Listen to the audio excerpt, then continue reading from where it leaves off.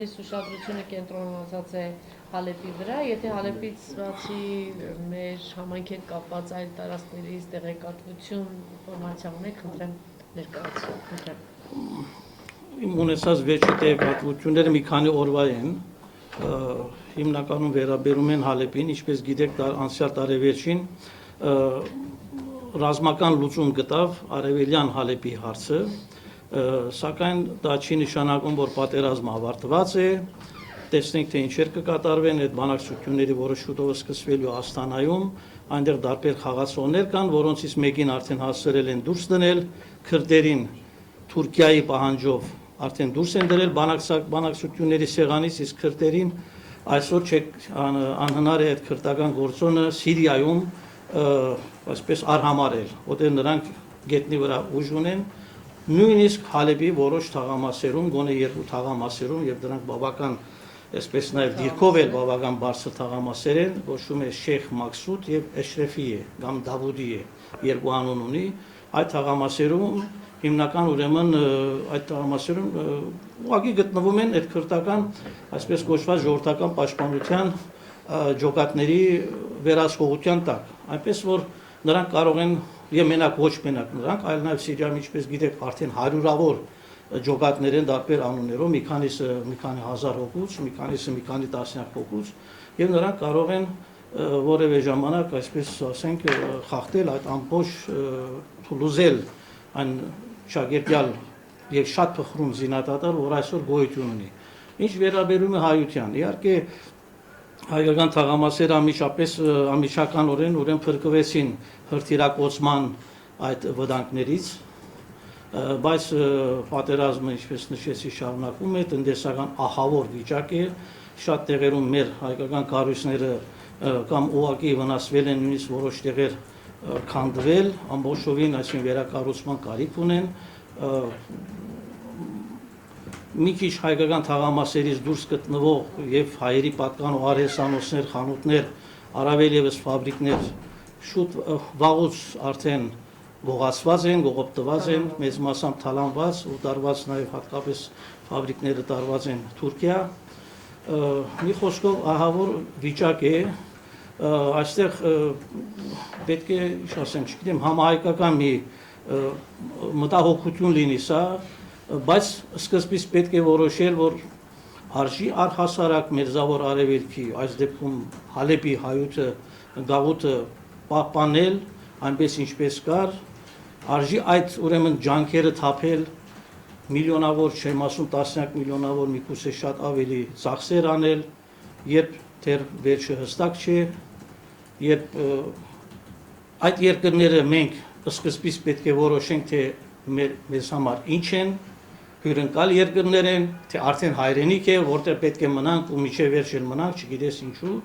այդ քարոզչությունը ի դեպ անում է Արամ կաթողիկոսը եւ դա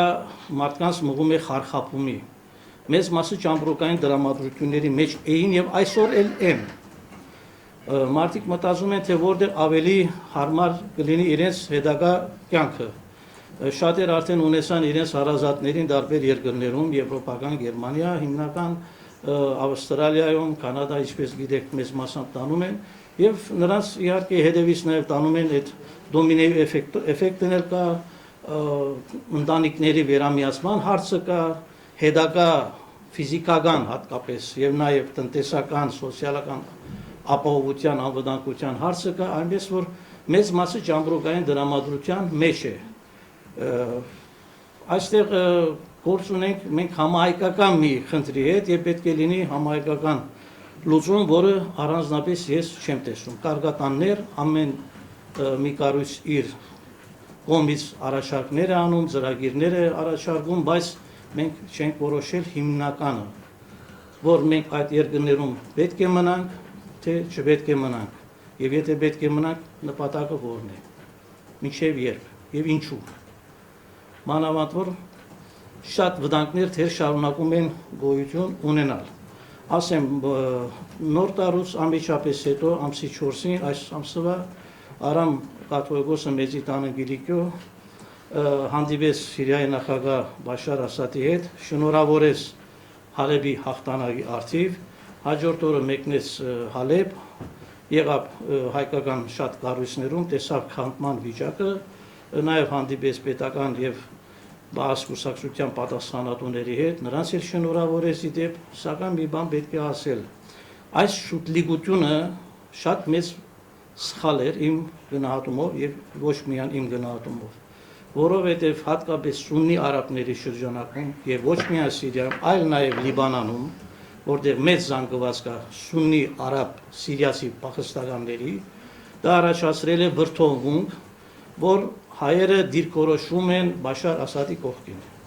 Իհարկե մեր համակրանքը հայության եղել է վարչակարգի կողքին։ Չէին կարող Բայց իհարկե տևական ժամանակ կարող ենք այդ բայց պետք է պահպանել իհարկե պատերազմի տարիներին։ պետք է պահպանել այսպես կոչված դրական չեզոքությունը, որը Լիբանանայությունը քաղաքացիական պատերազմում դրսևորեց եւ պատերազմի ու հատկապես դրանից հետո մինչեւ այսօր Լիբանանի բոլոր կողմերը, որոնք իրար գոտորեցին, մեծ հարգանքով են վերաբերում հայերի այդ դիրքորոշման համար։ Այսինքն միանշանակ դիրքորոշում չեղավ։ Իսկ այս բարակային այս շուտլիգությունը հիմա սովորական պայմանավորված եղել, որ մեր թաղամասերը սովորական արաբները գիտեք իրենք չեն այնտեղ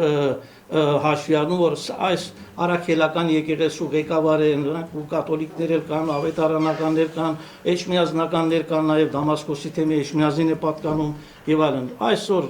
սուննի արաբը ասում է հայերը դիրքորոշվել են Բաշար Ասադի վարչակարգի կողքին։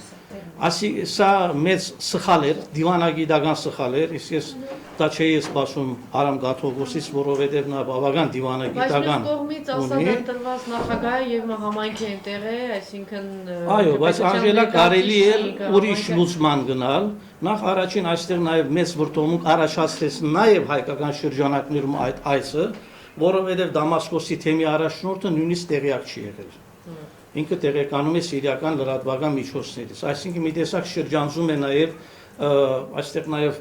որտեղ Դամասկոսի թեմի առաջնորդը ենթարկվում է Էջմիածին, այստեղ էլի այդ Էջմիածին Անտիլիաս հին, չասեմ հակամարտություն, այլ նաև գոնե բայց մյուս կողմից խելոք հայլ է, որ տեսեք սա, այսինքն պետական բան չի, այլ չէ, բայց սովորական արաբը դա այնպես չի ընկալում, որովհետև նախ Ինչի մենք ընկալում ենք սուննի շիա արաբներ, իրանք չեն ընկալում։ Իր ղարքավիճակով Գաթողոսը շատ ավելի բարձր է, քան որևէ առաջնորդ Սրբազան, առաջինը, երկրորդ նաև վերջ-վերջում ինքը ներկայացնում է Սիրիայության մեծամասնությունը, Դամասկոսում ապրում է կամ ապրում էր շուրջ 3000 հայություն, իսկ ամբողջ Սիրիայում այսօր երևի դեր գոյություն ունի նվազագույնը դրա 8-9 անգամ ավելի։ Արդյոք կարելի անտերության մատնել, հիշում եք, ես արդի չէր կարելի, բայց ինձ օրինակ առաջարկեի, որ գոնե մենակ չգնար, այլ կարելի էր իրեն հետ վերցնել մեր ուղեկից եկեղեցիներից որևէ մեկի ղեկավարին գոնե մի հոգու, ասենք ասորի ուղղափառների պատրիարքին։ Կարելի է վերցնել, որի կենտրոնը հենց Դամասկոսն է, պատրիարքությունը, եւ այնտեղ էլ իրենք ներկայություն ունեն։ Կարելի է նաեւ հույն ուղղափառ եկեղեցուց ինչ որ եթե ոչ պատրիարքին, այլ գոնե Բարսաստիճան եկեղեցականի, ասենք Սիրիայի կամ Հալեբի առաջնորդին հետը տանել, մի խոսքով չերևար այնպես որ մենակ հայերն են, ես սա եմ ուզում շեշտել։ Եվ կարելի էր մի քիչ էլ սպասել, ինչու ընդամենը 10 օր, 15 օր չանցած Հալեբի այդ ճակատամարտի, այսպես ասենք, ռազմական վճռումից հետո, ինչու այս շուտլիգությունը, կարելի էր մի ամիս հետո գնալ, երբ որ որոշ չափով խաղաղված կլինեին գրքեր եւ այլն։ Սա ես տեսնում եմ, որ սա հայկական արդեն հիվանդություն դարձած մի տեսակ օտարին եւ մենակ օտարին չէ, մեր մոտ էլ դրսեւորում է վերևներին քզնելու, շողոքորթելու, ժողովուրդը ուրիշ բարեր է գործածում, ես դրանք չեմ ասում, դրսևորում է, որը չէր կարելի։ Չի կարելի մեծ զանգվածներին այսպես վտանգի բերանը դնել։ Մանավանդ որ եթե պիտի ապրենք այդ երկրներում, անհրաժեշտաբար եւ անխուսափելիորեն հայությունը պիտի առնչվի այն տարածքում գտնվող սուննի արաբ մեծամասնության հետ, դա լինի Իրաքում, Եգիպտոսում, Լիբանանում, Հորդանանում, թե Սիրիայում, թե այլուր, որոնց մոտ մենք այսօր նայում ենք որպես իրենց եթե ոչ ուղագի թշնամի, այլ գոնե անբարյացական տարրեր, իրենց նկատմամբ ոչ բարյացականորեն դրամադրված տարրեր։ Ընկալվում է հայությունը առհասարակ։ Շեշտում եմ, դա մենակ կաթողիկոսը երանի լիներ, բայց արաբ սովորական հասարակ եւ ոչ մենակ հասարակ կարող եմ նույնիսկ ասել, որ մտավորական դասը այդպես է ընկալում այսօր, որ հայերը միանշանակ դիրքորոշվել են Բաշար Ասադի կողքին ինչը չպետք էր այսօր անել։ Կարելի էր մի քիչ էլ համբերել, տեսնել, թե իրադարձությունները ուր են տանում եւ նոր միան կարելի լիներ ինչ-որ ավելի հստակ դիրքորոշումներով հանդես գալ։ Շատ հարցեր ունեք։